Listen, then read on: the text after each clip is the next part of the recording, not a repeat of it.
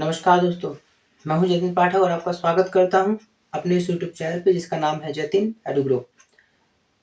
तो आज हम अ, इतिहास के दूसरे चैप्टर पे पहुंच चुके हैं जिसका नाम है from hunting gathering to growing food, आरंभिक मानव की खोज। इससे पहले जो हमने चैप्टर पढ़ा था वो इतिहास को प्रश्नों के साथ शुरू करती है।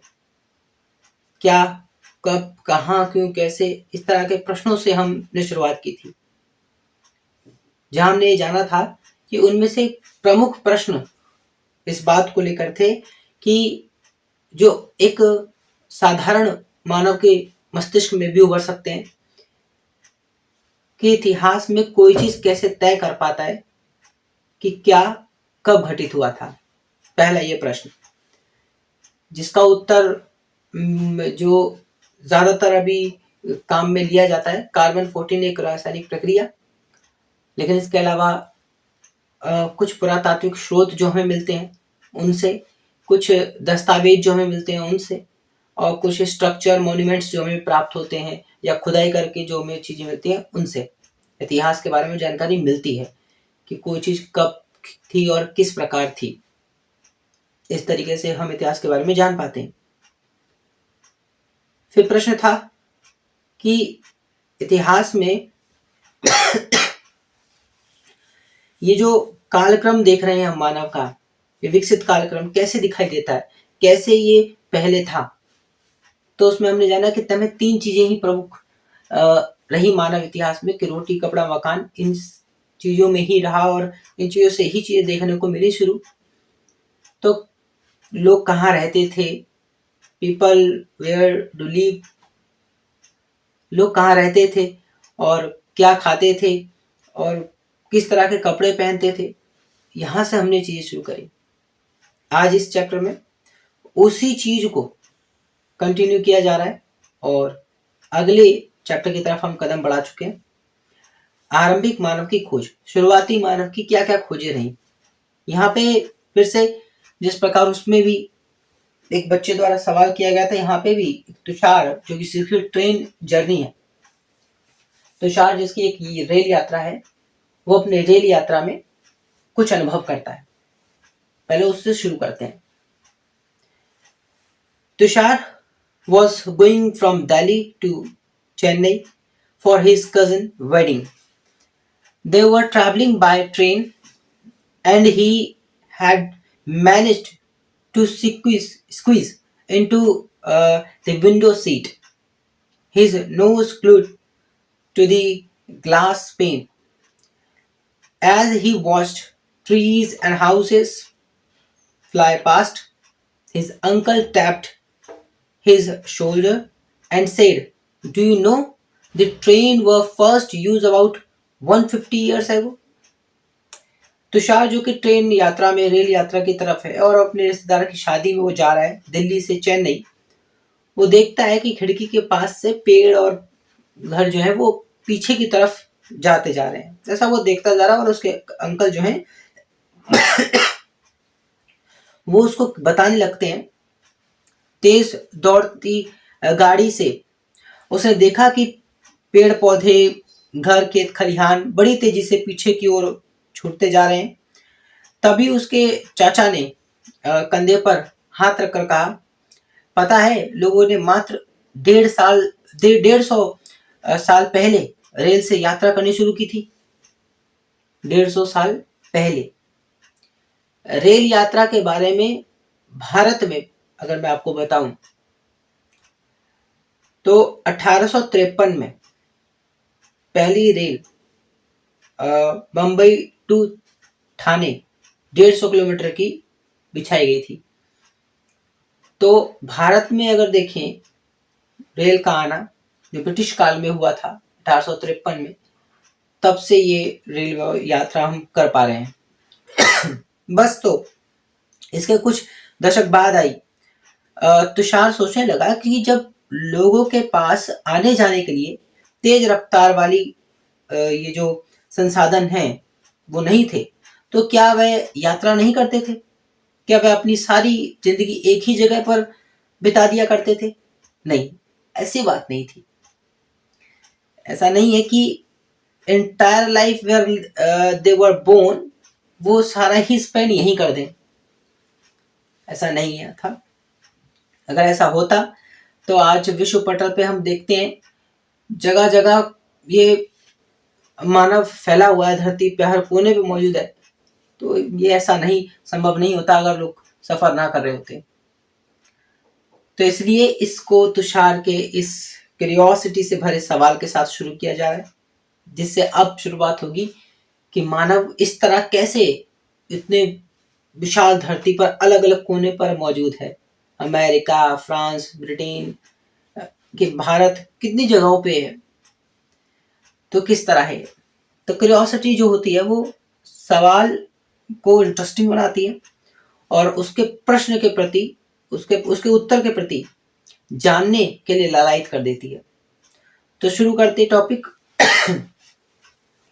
मैंने पहले ही टॉपिक को नोट डाउन किया है बिकॉज टाइम जो कि बहुत इम्पोर्टेंट है। मैं लिखूं और फिर वो समय लगे उससे बेहतर होगा कि मैं उसको पहले नोट डाउन कर लूं, देन आपके सामने उसको पढ़कर एक्सप्लेन करने की कोशिश करूं। The earliest people, why were they on the move? आरंभिक मानव आखिर वे इधर उधर क्यों घूमते थे? The earliest people, why were they on move? आरंभिक मानव आखिर वे इधर उधर क्यों घूमते थे? देखिए एनसीईआरटी की अलग ही अपनी बोली है। दे नो कि पढ़ने वाला जो बच्चा है, स्टूडेंट है, वो अभी अर्ली मैच्योरिटी में आगे बढ़ने की कोशिश में है।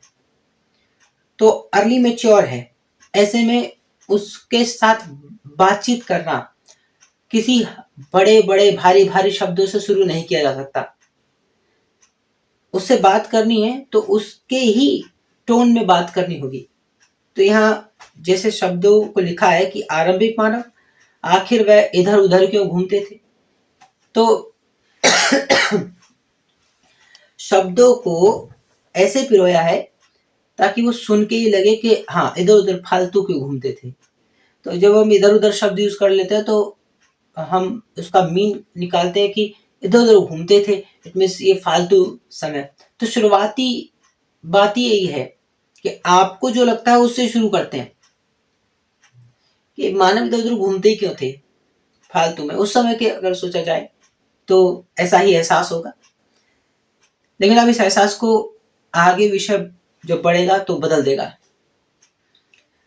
तो we know about people who lived in the subcontinent, सब कॉन्टिनेंट यानी कि अपना भारत उपमहाद्वीप। जैसा कि मैंने बताया था, एक बार फिर बता देता हूं। भारत हमारा 3 जगह से पानी से घिरा हुआ है। इसी क्षेत्र को हम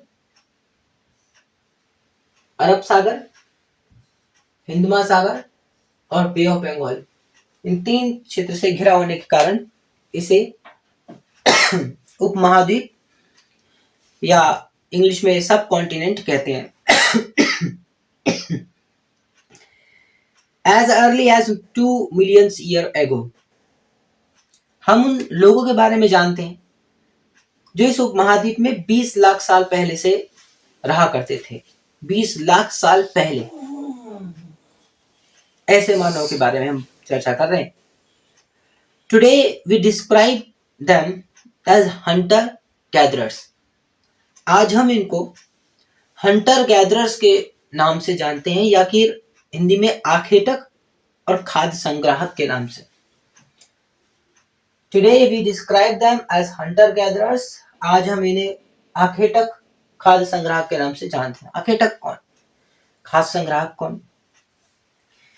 इतिहास कहीं भी बोरिंग ना हो और उसके प्रति इंटरेस्ट बढ़े, इसके लिए उसके हर टॉपिक में हो रहे जो कुछ शब्द होते हैं, यानी हर किसी विषय के अपनी कुछ टर्मिनोलॉजी होती है जिसमें उसमें दिए गए शब्दों का मायने उस विषय को जानने वाले को ही पता होता है। जैसे अगर मैं आपको GOOD गुड शब्द से परिचित कराऊं तो सामान्यतः इसका मतलब आप उस हिंदी में अच्छा शब्द से निकालेंगे कि कोई चीज अच्छी है तो उस गुड है। पर अगर मैं इसको अकाउंटिंग टर्मिनोलॉजी में समझाऊं या आपसे पूछूं तो इसका उत्तर बदल जाएगा। यहाँ पर अब वो अच्छा नहीं होगा, यहाँ पर अब वो एक स्टॉक हो जाएगा जो कंपनी का रेगुलर परचेज में आता है। कंपनी जैसे उसकी अगर शूज की शॉप है, जूते चप्पल की दुकान है, तो उसके लिए वो जो शूज हैं उनको वो जब भी परचेज करेगा तो वो उसको गुड या स्टॉक की तरह ट्रीट करेगा। तो गुड यहाँ पर वो सामान होता है, तो मीनिंग बदला बिकॉज सब्जेक्ट की अपनी टर्मिनोलॉजी है वहां। तो इसी तरह टर्म्स कंडीशंस यहाँ पे भी, इतिहास के भी कुछ अपने शब्द हैं, अपने शब्द हैं।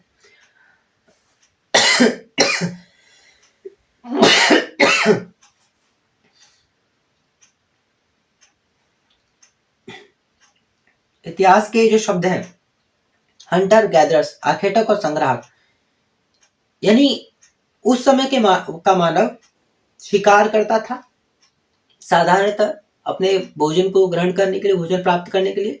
और क्योंकि भारत एक सर्द गर्म हर मौसम का देश है, तो इस हिसाब से भारत में जो पेड़ पौधे से प्राप्त भोजन है वो उसकी भी वैरायटी बहुत है, तो इस पर भी वो निर्भर था, यानी कि संग्राहक के तौर पर इस पर भी निर्भर था। The name comes from the way in which they got their food. ये नाम उनको इसी कारण मिला। Generally they hunted wild animals, अक्सर ये शिकार कर, आमतौर पर खाने के लिए ये जंगली जानवरों का शिकार करते, मछलियां और चिड़िया पकड़ते, फल फूल दाने पेड़ पौधे पत्तियां इकट्ठा करते थे। हमारे महाद्वीप जैसे गर्म देशों में पेड़ पौधों की अनगिनत प्रजातियां होने के कारण पेड़ पौधों से मिलने वाले खाद्य पदार्थ भोजन अत्यंत महत्वपूर्ण स्रोत होता था।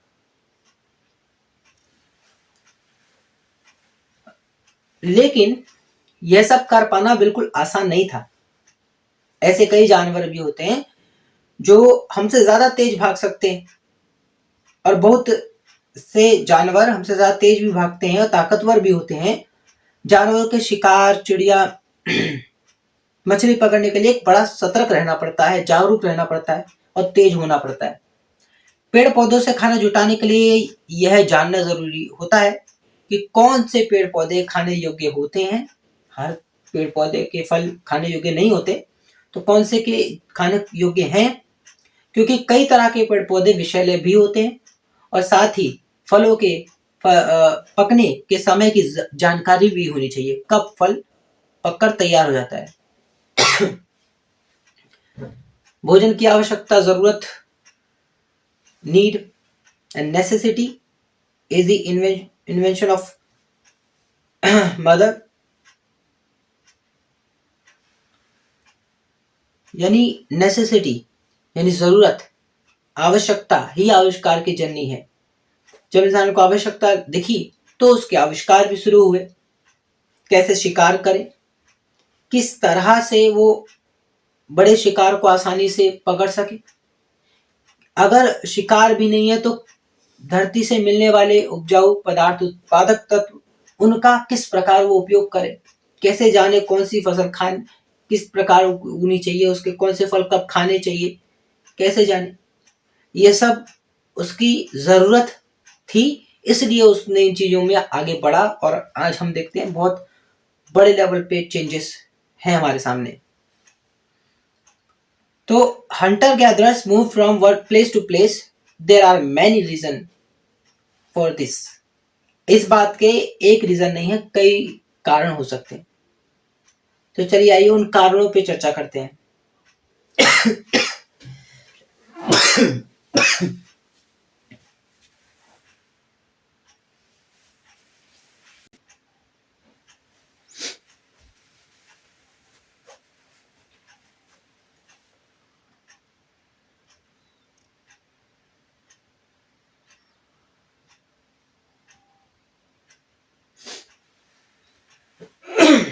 चलिए दोस्तों,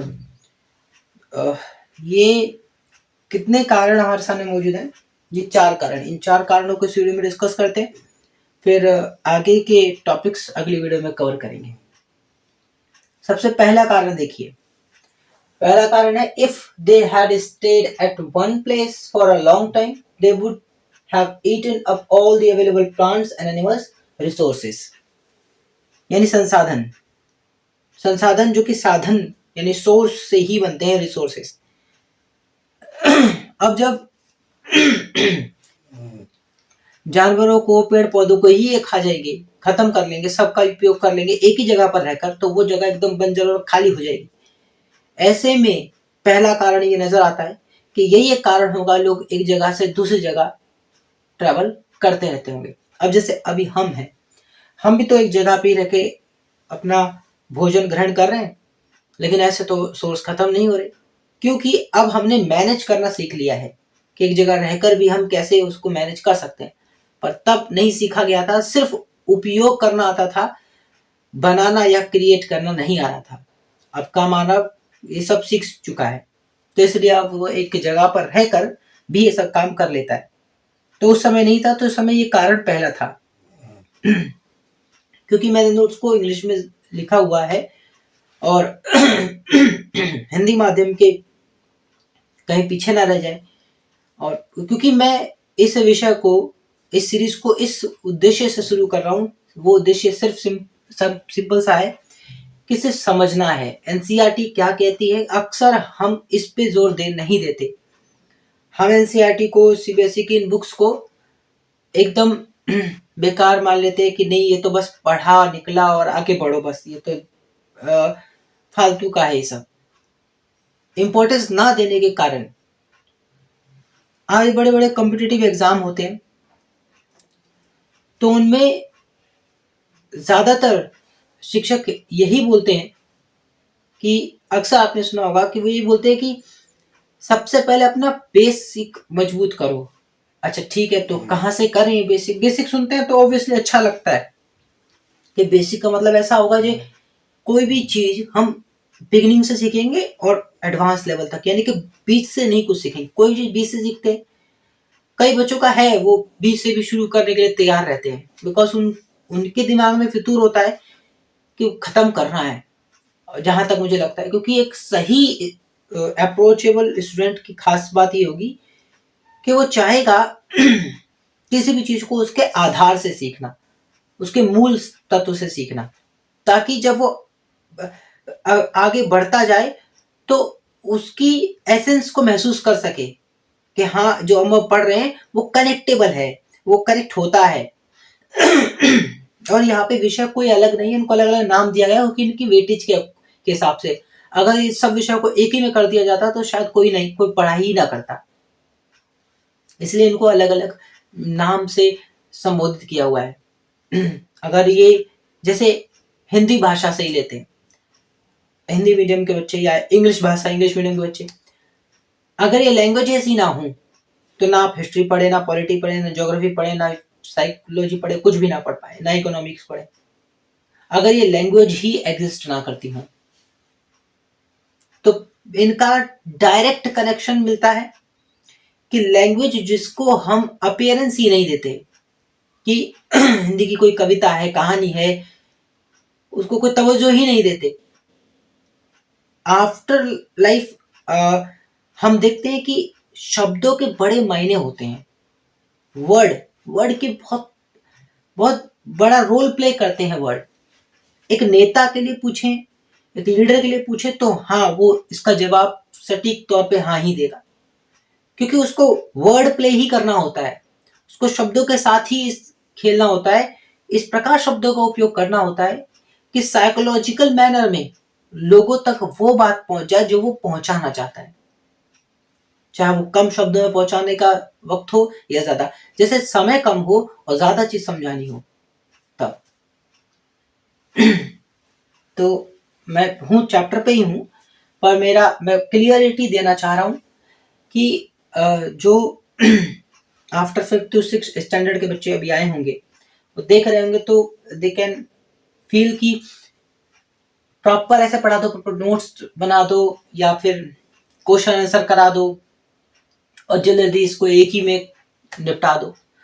तो मैं फिर से इस बात को रिपीट कर रहा हूँ कि ये इस प्रकार से मैं सामने रिकॉर्डिंग नहीं कर रहा हूँ। मेरा उद्देश्य सिर्फ इतना है, वो बच्चे जो कॉम्पिटिटिव लेवल के लिए आगे बढ़ना चाह रहे हैं, जो चाह रहे हैं कि विषय को उसके डेप्थ से समझना है, उनके लिए ही ये प्रेफर कर रहा हूँ मैं। देखने को कोई भी देखे जिसको समझ में बेटर आ जाए। तो मैं हिंदी माध्यम के फेवर में ये करते हुए कि मैं जो एनसीईआरटी एग्जैक्ट लिखी है मैं उसको प्रॉपर उनके सामने रीड कर देता हूँ। इंग्लिश के मैंने पूरा भी नहीं, कुछ ही बातों को नोट डाउन किया है, बाकी वो भी मैं साथ साथ, मतलब दोनों पीडीएफ हैं, इंग्लिश भी और हिंदी भी, मैं दोनों को साथ साथ आपके सामने पढ़ूंगा। तो पहले इंग्लिश में मैंने जो बताया वो ये कि पहला कारण जो मैंने बताया इंग्लिश माध्यम के लिए कि if they had stayed at one place for a long time, they would have eaten up all the available plants and animals resources. Therefore, they would have had to go elsewhere in search of food. यही कारण है, हिंदी में पढ़ लेते हैं। पहला कारण की है कि अगर वह एक ही जगह पर ज्यादा दिनों तक रहते तो आसपास के पौधों, फलों और जानवरों को खाकर संसाधन समाप्त कर देते, इसलिए और भोजन की तलाश में इन्हीं दूसरी जगहों पर जाना पड़ता। तो एक ये कारण है जिससे लगा कि लोग एक जगह से दूसरी जगह क्यों घूमते, इधर उधर क्यों घूमते थे। इधर उधर सुनते हैं तो एक सीन याद आता है कि माफ करना मैं इधर उधर निकल जाता हूँ। चलिए, second, animal move from place to place either in search of smaller prey or in the case of deer and wild cattle in search of grass and leaves. That is why those who hunted them had to follow their movement. दूसरा कारण तो यह है कि जानवर अपने शिकार के लिए या फिर हिरण और मवेशी अपना चारा ढूंढने के लिए एक जगह से दूसरी जगह जाया करते थे, इसलिए इन जानवरों का शिकार करने वाले लोग भी इनके पीछे पीछे जाया करते थे। तो जानवर, अब क्योंकि जानवर घास की तलाश में, ठीक है, अब वो उनका भी तो कोई भोजन होगा, तो उसकी तलाश में वो भी एक जगह से दूसरी जगह ट्रैवल करते थे। तो वो करते थे इसलिए मानव को भी उनके शिकार के लिए एक जगह छोड़कर नई जगह जाना पड़ता था। तो दूसरा कारण मजबूती से ये आपके सामने। थर्ड, तीसरा कारण, people may have moved from season to season in search of different kind of plants. तो तीसरा कारण पढ़ देता हूँ। तीसरा कारण यह है कि पेड़ों और पौधों के फल फूल अलग अलग मौसम में आते हैं, इसलिए लोग उनकी तलाश में उपयुक्त मौसम के अनुसार अन्य इलाकों में घूमते रहेंगे। तो भाई क्योंकि सीजन टू सीजन चीजें चेंज होती हैं, तो ये भी एक बड़ा फैक्ट है कि लोग इसी वजह से भी ट्रैवलिंग करना प्रेफर करते होंगे। Fourth, people, plant and animals need water to survive. ये इतनी लाइन में मुझे लगता है ये जस्टिफिकेशन है इसके लिए। People, plant and animals need to water survive, need to water survive.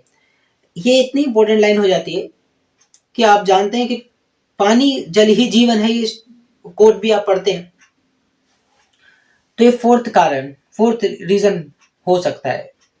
चौथा कारण यह कि पानी के बिना किसी भी प्राणी या पेड़ पौधे का जीवन रहना संभव नहीं होता और पानी झीलों, झरनों तथा नदियों में ही मिलता है।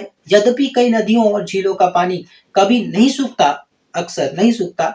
कुछ झीलों और नदियों में पानी बारिश के बाद ही मिल पाता है, इसलिए ऐसी झीलों और नदियों के किनारे बसे लोगों को सूखे मौसम में पानी की तलाश में इधर उधर जाना पड़ता होगा। अगर वहां सूखा पड़ गया तो फिर तो तय है कि वो उस जगह पे नहीं रह पाएंगे, उन्हें जाना पड़ता होगा। और इसके अलावा लोग अपने नाते रिश्तेदारों या मित्रों से मिलने भी जाया करते होंगे। अब थोड़ा और आगे बढ़े, समय को बढ़ाएं, जहाँ पे पहिए का आविष्कार हो गया, लोग सामाजिक रूप से रहने लग गए। अब ये भी कारण है। तो अब एक और कारण इसमें बता दिया गया कि हाँ ये भी होगा कि काम की तलाश में, और ये वर्तमान में इसमें तो बहुत सिचुएशन हमारे सामने आ सकती है कि लोग काम की तलाश में जाते हैं, क्योंकि हमारी नीड फुलफिल हो गई, जो हमारी थी बेसिक वो फुलफिल हो गई। अब तो बस एनरिचमेंट है कि आगे क्या करना है उसको लेकर है, जिसमें काम की तलाश में या माहौल यहाँ का ठीक नहीं है तो नई जगह पे चले गए, या फिर हम हिल एरिया में नहीं रह सकते, हम प्लेन एरिया में रह सकते हैं, इस तरीके से। ठीक है, घूमना फिरना होता था और इधर से उधर लोग जाते थे। तो यह स्मरण रखना जरूरी है कि यह सभी लोग पैदल यात्रा किया करते थे, शुरू में तो पैदल ही किया करते थे। ठीक है, चलिए तो यहाँ तक इस वीडियो में कवर किया है, ताकि बहुत लेंदी ना हो जाए। धीरे धीरे आगे बढ़ते चलेंगे, जैसे हमने फर्स्ट चैप्टर को कवर अप किया है ऐसे ही हम इसको भी करेंगे। तो how do we know about these peoples, आरंभिक मानव के बारे में जानकारी कैसे मिलती है, इंटरेस्टिंग टॉपिक है। अगली वीडियो में हम यहीं से शुरू करेंगे। तो इस यहाँ पर जो हम पढ़ रहे हैं, मैं फिर रिपीट नहीं करना चाहता, बट क्या करूं, आदत। वीडियो में जो भी हम पढ़ने वाले हैं वो सब एनसीईआरटी बेस पढ़ने वाले हैं। एनसीईआरटी बेस वो भी एक अपना गोल सेट किया हुआ है हमने, और वो है कंपेरेटिव होना। हमें पता है कि कंपेरेटिव एग्जाम्स जो होते हैं, वो कॉम्पिटिटिव जो होते हैं, वो इस तरह नहीं होते कि आप अकेले लड़ रहे हो, आप उस रेस में अकेले नहीं दौड़ते, सभी होते हैं, और जीतने के चांसेस 0.1 में भी कम होते हैं। तो ऐसे में विषय को ऊपरी ऊपरी तौर पे तो ये सिद्ध है कि कोई पढ़ के नहीं कर सकता, ऊपरी ऊपरी तौर पे तो हो ही नहीं सकता। स्कूल टाइम में किया, अब एक बार फिर से उस स्कूल के दौर को वापस लाना है, लेकिन उसमें भी वही तरीका नहीं अपनाना जो पिछली बार किया होगा। अब तरीका चेंज, अब विषय को उसकी डेप्थ तक समझना है विद इंटरेस्ट, क्योंकि इंटरेस्ट एक ऐसी चीज है जो लूज नहीं करना, वो होप लूज नहीं करनी है। धीरे धीरे चैप्टर्स आगे बढ़ेगा, अगर वो होप पहले से बनी हुई है तो चीजें जैसे जैसे पता लगेगी, क्यूरियोसिटी बढ़ने लग जाएगी कि ये क्या था और अब ये क्या आया है। तो धीरे धीरे क्यूरियोसिटी का लेवल बढ़ेगा और इंटरेस्ट का लेवल भी। बहुत बहुत धन्यवाद। अब तो इस तरह हम how do we know about this people को करेंगे। तो अगली वीडियो में हम यहीं से शुरू करेंगे। नमस्कार।